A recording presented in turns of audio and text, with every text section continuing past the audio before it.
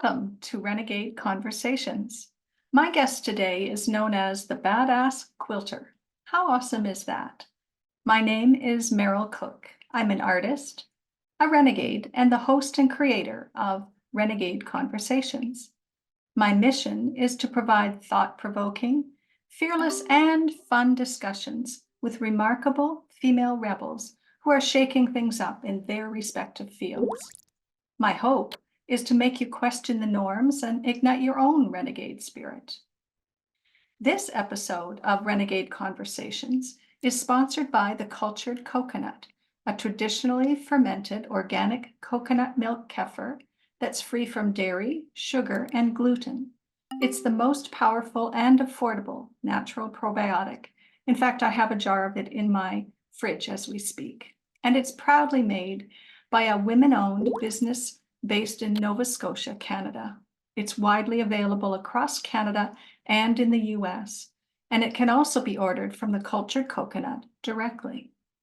My next guest is Maddie Kertay, also known as the BadAss Quilter, and I'll read you a little bit from her bio.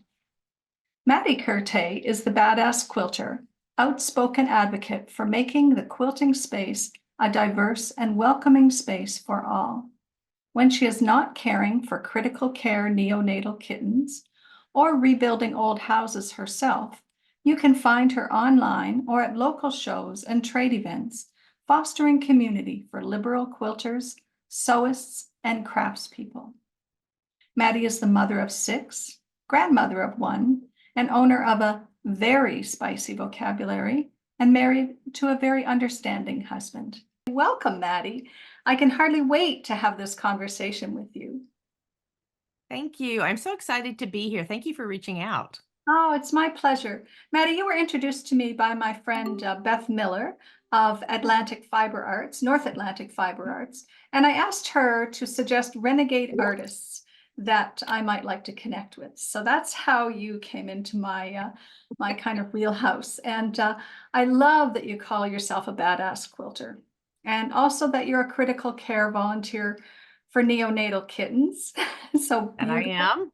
And a rebuilder of old houses. So like you have a really wide tool base, and I'm really excited to hear from you. So thank you so much for agreeing to hop on Zoom and have this conversation. Absolutely. Absolutely. I love connecting with people and being able to kind of share a message of an expanding quilt world as opposed to one that's really contracting and doing its really its best to kill itself. So I want to show an expanding universe for quilters. And Mhm. so this is a really great way to do it. Cool. Well, thank you so much. I'm Mhm. not a quilter. My sister Nancy is a beautiful quilter, and I'm always sending her quilt inspiration. And I think that the one thing that quilters and rug hookers have in common is we all love color and we love Mhm. fabrics in some ways. So You bet. yeah, yeah, awesome. So this is kind of a random question, Maddie, but what drink are you drinking today? I am drinking out of one of my favorite mugs, and it is. We are a bit salty at Badass Quilter Society, so you can find expletives very often in our Uh-huh, stuff. But in awesome. this mug is actually a mixture of hot chocolate and espresso powder and Mm. cream, always Oh, cream. nice. Oh, nice. And you called that a hot mocha, did you? A hot mocha. Hot. Yeah, a friend had introduced it to me one time when we were out doing something, and she said, "I think you're gonna like this." And I was like, "I do like that." It And sounds so, wonderful. anymore, I can't do any sugar in it, because I am diabetic. But Okay. I that's okay because it still warms me up in the morning, gets me Oh, going. and In the summer, I switch it up and throw ice on it and nice, make it. nice. Mhm. Well, we'll be sure to put your recipe in the show notes, and Oh yeah, so 'cause I'm complex. I'm anxious to try one myself. Although I may have to use decaf espresso because that's the stage of life I'm at. But I yeah, get it. I get cool. it. This is the only caffeine I get to have all day. It's in the morning because if I have it after noon, I won't sleep at night. Yeah, yeah. No, I hear you. Mhm. So, Maddie, what does being a renegade mean to you? Gosh, it's not. Some people would say, it's without fear, but it's absolutely. I have fear all the time. I mean, I am human, but I keep moving forward, because I think that there are enough people experiencing hardships out there who don't have a voice, Mhm. that making change is so incredibly important that I've got to work past that fear and Uh-huh. just kind of keep going Mhm. anyway. Mhm. So, and that making change is possible for anybody. Mhm. I think a lot of times we think that like big changes, little change, anything, those are reserved for somebody else. Mhm. But I think that the biggest and best changes we've seen in society have really bubbled up from the bottom. Mhm. And so I think that we're all able to be renegades. I agree totally. And the title of my two books is called One Loop at a Time, because it's really is that just taking a step and then Mhm. taking the next step and I know. then try Oh, another little step. yeah. Okay. No, I think that that's one of the biggest things is that when you start a bit at a time, you learn to. In fact, I was writing an article about this because people ask how do you learn to be outspoken? How do you learn to speak back when somebody says something so upsetting, so outrageous, so whatever? I said, it's a muscle. You are working a response muscle in Mhm. order to advocate for yourself or for other people, Mhm. and it starts one tiny thing at a time that way. Absolutely. Yeah, absolutely. Great. And have you always been a renegade? Oh, I think my parents would have said so. Um, Yeah. because I was constantly, of course, I go by Maddie now, but I grew up as Madeline, Mhm. and in fact, all my kids know that my dad's thing was like Madeline. I mean, I vexed him at every turn, and it was like, why do you say that? Why is that way? Mhm. A lot of questioning Yeah, yeah. and living a very different life than they had thought I was going to live. Mhm. So yeah, I would say that in my own way, yeah, probably always. Always. Yeah. I Yeah. think most of the renegade women that I have interviewed have said that. Some have come into being renegades a little later in life. Like it's, as you say, it's never too late Yeah, to start being a absolutely. renegade. But yes, most of us have been renegades Even forever. I think even if we had to cover it up, Uh-huh. because there's times where, society is like, "Ugh, push that Yeah. down," Yeah. or you try for one reason or another to become that other version that people find more palatable and more acceptable Hmm. because you're trying to find community. You're trying to not be lonely out there. Yeah. So you try to squish yourself into a different box. And Uh-huh. there have been times through history that I have tried to do that. And then, but at some point, basically, as one of my kids says, Mom, you just Hulk out. And you just like, Yeah. You and I just and can't I do can't it. do it. And so Yeah. for that purpose, basically I just turned around and made my own organizations Mhm. that fit me. And then you shine your light really brightly on yourself and you say, I am here. You become the lighthouse.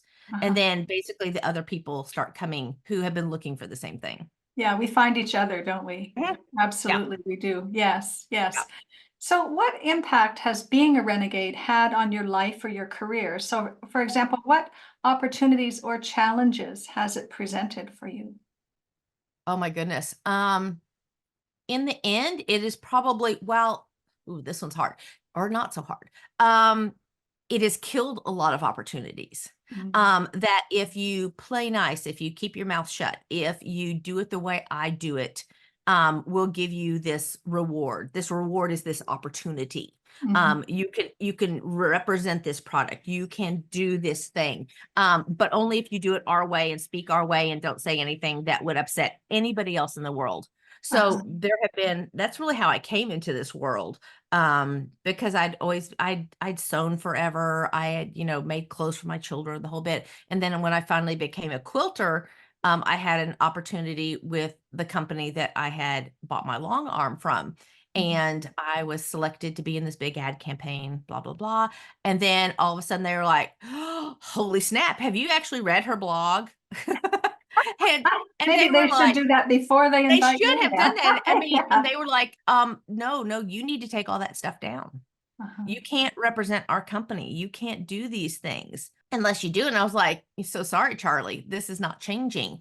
Mhm. But it meant that I gave up this, what could have been lucrative or popularizing or whatever, because they're like, no, no, no, no, no, no. And in fact, they what did they call it? They enacted their moralities clause in my contract. Oh my God. And then it was, but that's okay because that's why I then opened BadAss Quilter Society. So everything that I have lost, I have gained Uh-huh. in Uh-huh. triplicate in Yeah. other, things. So, and that really gave me even more courage to not follow the party line, Mhm, especially in the mhm. quilting world. Yeah, yeah. So the obstacles actually gave you courage and opened other doors that might not have been Oh, there absolutely. before. Yeah. After licking my wounds for a little bit, Oh. because who doesn't, Yeah, when absolutely. you've been told, here's this really cool thing, no, you cannot have it because you are not behaving appropriately for Yeah. a woman, for a quilter, Uh-huh. for these things. Yeah. So yeah, but it's always led to something bigger and better. So that's good. Yeah, it's absolutely good. Yeah, Mhm. great. Thanks. Now, Maddie, you sent me a note earlier saying that you had just relaunched your Badass Quilter Society last March, Yep. and with the purpose of connecting with other liberal-minded makers. Mhm. Um, and you talked about how feeling like a lone maker can feel, well, lonely, and I can certainly understand that as well because I work at home alone.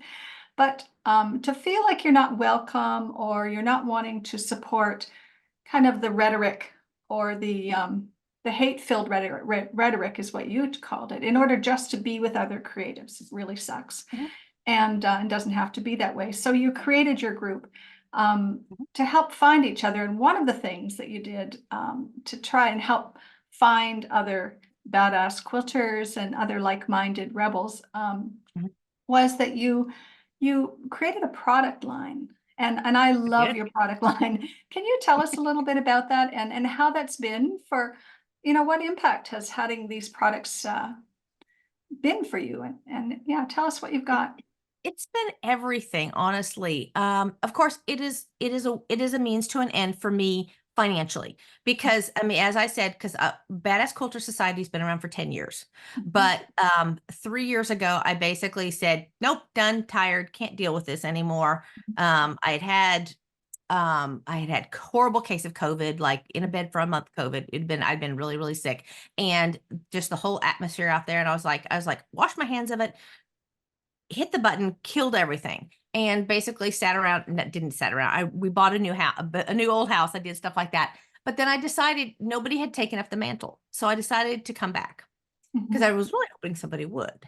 Yeah. And nobody did. And so when I came back, I was like, we have to have a way that people can find each other. There's Mhm. lots of subtle signaling in this world. Mhm. And sometimes you need some not so subtle signaling to Yeah. help people find each other. So we Mhm. started a line of stickers and t-shirts like this one. This one happens to say badass quilter. Let's see, like Oh, that. it's It has a wonderful. skull and a That's sewing so. machine. And so it's very non-traditional for the quilt world because usually quilt world t-shirts and sweatshirts have teddy bears on them or little Yes, they block-eared do. bunnies or something, Yeah. that's kind of insipid, really. Yeah. And if that's your thing, go for it. But we really wanted to hone down into who we were. And so we made stickers that really talked about, so like this one, it says introverted but willing to talk about quilts and burning down the patriarchy. That's wonderful. And we have sold thousands upon thousands of them. I And bet.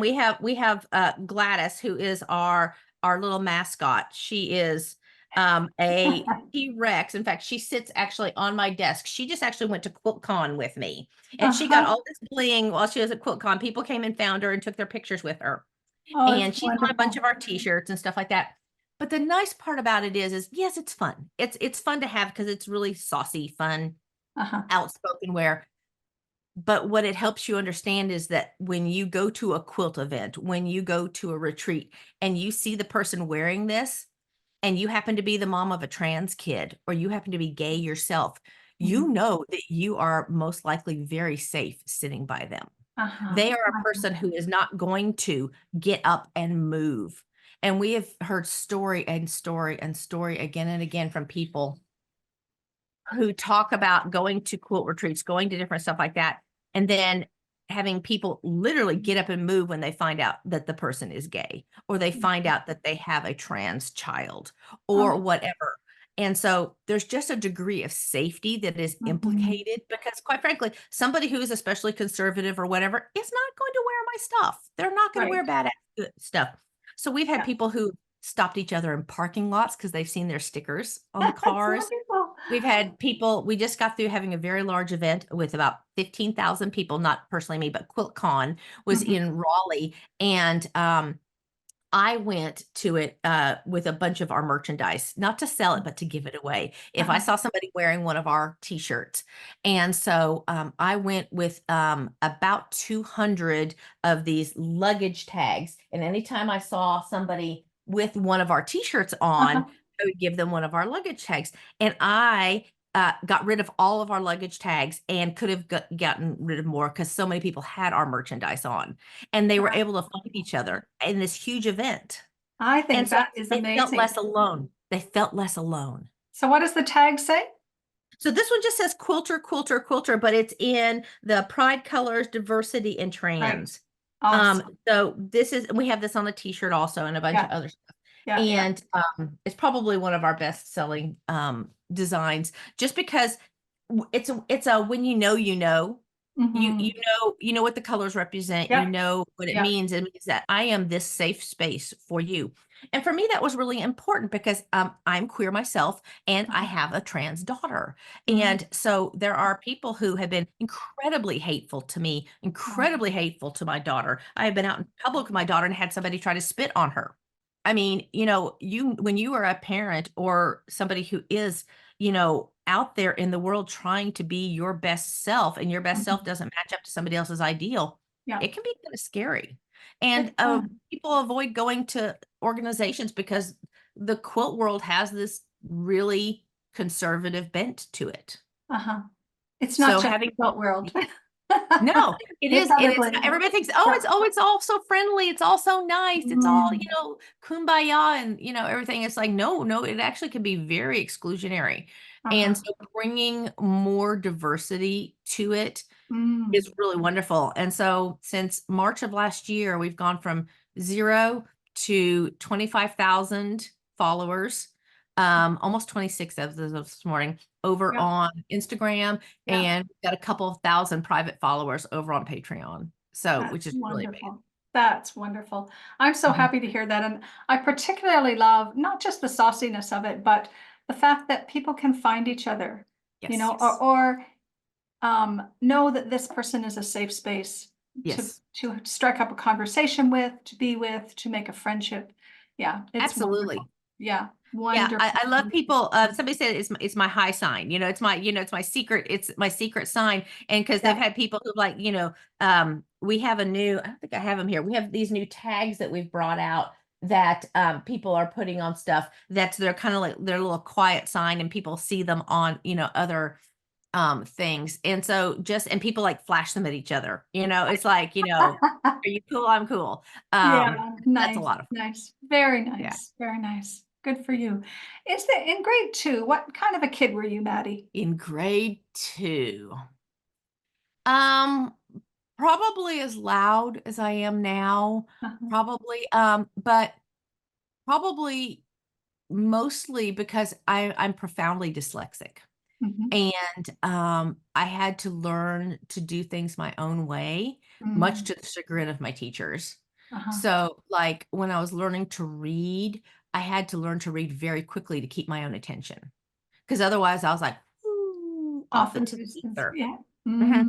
So I like Oh, learned how to block read is what they called it at the time. Basically, I could uh-huh. look at a paragraph and take it in. Yeah. And so I could finish those little, I don't know if anybody remembers them, and I don't remember what they're called, but they were the little paper booklets that came in a file thing and you had to go read them to get points in your Uh-huh. classroom. I don't remember. Somebody's gonna remember what those were called, Yeah. but like Okay. accelerated readers or whatever. And Uh-huh. they were anyway, you had to read them, and then you were supposed to like log it on your thing and go take it to your teacher, and then you got a certain amount of points. And so Uh-huh. I could get finished very quickly because I could read them. And I remember a teacher just going, "You are a little liar," Mm. and getting Oh, really very, very angry at me. And I remember like like wanting to crush down. I remember just feeling like so much more like gravity all of a sudden in the world, and I Mm. wanted to. And then I remember going down this little bit, and then I remember stopping. And I remember because my dad, he would work outside and he would say all the bad words when he was outside. He was like, "Do not tell your mother." That's, I mean, Don't tell and mom. I remember saying it, and I was like, "No." And I Mm, remember just like shooting back up emotionally or mentally or whatever. And I was mm. like, "Test me." Yeah. She said, "What's this Wow. booklet about?" And I could tell her everything in it. Mm. I could repeat sentences and stuff like that. And then she grabbed another one and another one. And she was like, "Go sit down." And Oh, because I embarrassed her. That was the part of me not knowing, like, because I showed up this woman and I made her look. And which is no, she was never a friend to me. I mean, mhm. never. She Yeah. never liked me. And so that was the part of me that made things hard on myself in Mhm. school But that that way. kind of a reaction can be so soul destroying for a child, right? It Oh sounds my like gosh. you were pretty resilient. So, Yeah. I mean, but it took me a long time to learn the art of protecting myself Mhm. while not burning my bridge at the same time. Now, sometimes I'll Mhm. just choose to throw a match on it and say that's that. And Yeah. I don't really care. But there's Yeah. some times where a slightly soft approach can work. Uh-huh. But I think that's what you learn with time, and you learn when to use it and when to strike the whole box of matches and fling it in the air. Right. And Right. I'm equally willing to do both of those things. And so, because social conditioning as women makes us want to placate always. Yes. Yes. And so having the arsenal of the art of placation as an art, not as a forced must do, Uh-huh. and also having a bag of matches, this Yeah. box of matches, and going, which one would I like to use today? I Which one do love I that down? image of having the art of placation and a box of matches. Yeah. I And it's think just that's like, which one wonderful. do I want to use? This is in my Yeah. skill set right now. And Yeah. I Yeah. don't have to, I am placating for my own benefit Uh-huh. Uh-huh. there, because and to get what I want and what I need, not necessarily because I need to make this person feel better about Yeah. what they did in my view that was wrong. Yes. So Yes. it's skills. And I don't think we are taught as women those skills. I think men are given a lot more skills that way, Mhm. that embolden them and keep them moving through their life, through the work world, through those things. And Mhm. that we need to spend a lot more time teaching our girls Mhm. how to have that kind of strength and that number of skills in their back pocket, Mhm. I agree. that best serve them. Yeah, I agree. I agree. So my next question, Maddie, is one that I use a lot in my workshops. It's a way of Mhm, kind of getting people unblocked or opening up creativity. And mhm. usually people really are taken aback by the question at first, but then they really get into it and it's fun. So we'll give it a try. It's is there a line or a shape that would define you? And if there were, what would that look like? If you were to visually That- draw a line or a shape that defined you. oh, it's an explosion. Uh-huh. It's like it's Awesome. it reminds like so like kind of like the pop art, Uh-huh. where Yep. you see like the bam boom, those Yes. kind of things. Yeah, that's me. Easily. Awesome. Awesome. It's very centered, but Mhm. very spiky, Mhm. and it has a lot of energy to it. Uh-huh. And so, because I really consider, despite all of the things I do, I consider myself a very grounded person. And Mhm. so I've got like this really center energy, and I know where that is. And then that enables me to disperse it around myself. And spiky. Tell me about spiky in that So image. like, so you're gonna have the kind of the radiance around Mhm. the edges. And Yeah. sometimes that radiance is used to defend myself. Mhm. Sometimes that is the thing that I use to encircle around the people that I love to keep them very safe. Mhm. Um, Sometimes it's possibly at my detriment, because maybe there are people I keep away from me that are Mhm. not necessarily people that I need to, but I try to give them that space in between those sharp spots to Mm. find their way in. Because there's a quote I saw the other day, or maybe kind of what we see everything in memes these days. We do. And basically is that, if you stop talking to somebody and they never speak to you again, it was only a one-sided relationship in the first place. Mm. And so if somebody's not going to work to make their way in, I mean, I will always try to go halfway, but Mhm, I am not going to extend myself at my own detriment mhm, to try to mhm. be in somebody's circle. Yeah. And I think that's comes back to sort of what we were talking about before, where we're we've been taught to sort of make nice to fit in or Mhm. to be part of a group Yeah. and yeah, yeah, No, that's I like to think of it as like cogs because I like to think of those radiants as fitting in with other people and like rolling mm, like this, mm, so that we intermesh where it's mhm. important Yeah, for yeah. us to go like that, as opposed to just bumping up against each other. That is a beautiful image. It's such an interesting image. I think it would make an amazing rug or a quilt or Mhm. yeah, Yeah. yeah, it's really fabulous. Thank you so much for sharing that. Oh, you bet. And Maddie, what advice do you have for women who maybe want to access a little more of their inner wild selves or become just a little bit more renegade? What advice would you have? I think you start with your passion, Mhm, whatever it is that is so important to you. mhm, Whether it is a big thing or a small thing. I mean, like you mentioned, I take care of neonatal kittens. mm, And the truth is, I'm really, really good at it. I don't have any veterinary training, but I've sought out all the training I need to be able to do fluids, to do tube feeding. mhm, I have incubators. I have all those things. And so I've taught myself all that in relation. So you go and you gather the information. So you have your base. You have your base so that you feel secure in your knowledge, whether, you are going to, advocate for reproductive rights mm, or whatever it is that you are really passionate about, get your underpinnings, mm, get the stuff that so that you can speak knowledgeably uh-huh, about something and then start, just going out there and saying a little bit about it, mhm, posting a little bit about it, sharing other people's thoughts so that you can reflect back and resonate.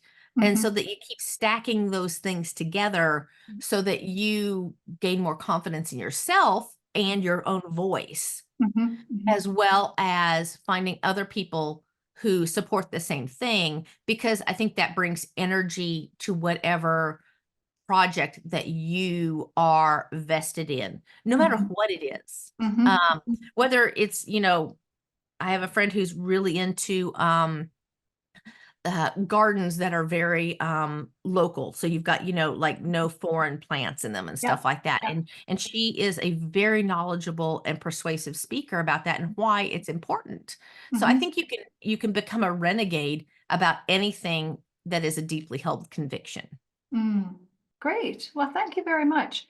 And my last question is, do you have a question for me? Gracious.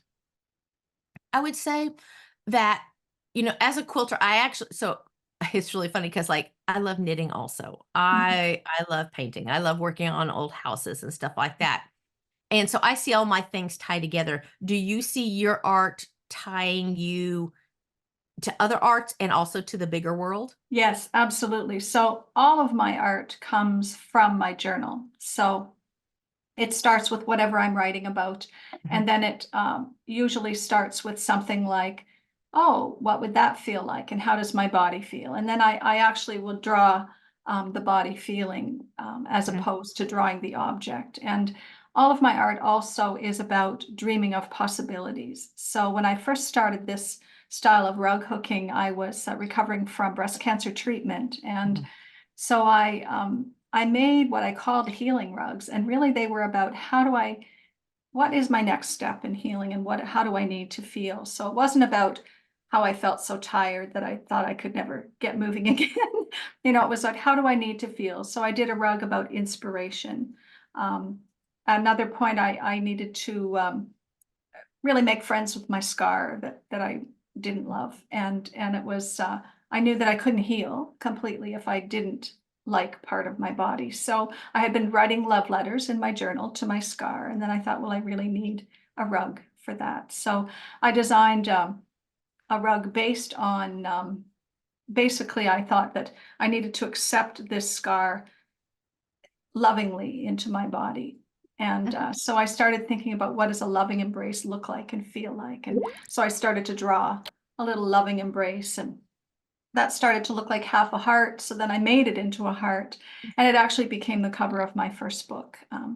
So, you know, my work is about my inner self, but it's also helping other people to find joy, to find their sense of purpose, to find their inner self. And even my most recent venture, I've started getting clothing made that is photographs of my work. And I've always loved fashion, and the women that follow me love fashion. And so I've started, you know, just having pieces made that incorporate these photos. And so to me, it sort of has this spilling out effect, but it also has an effect of attracting like-minded people, just like your business. You know, it's Mhm. you know, people who want to be conservative, really, really traditional rug hookers are not drawn Mhm. to me. And that's okay because That is okay. I, Yeah. yeah, yeah. So yeah.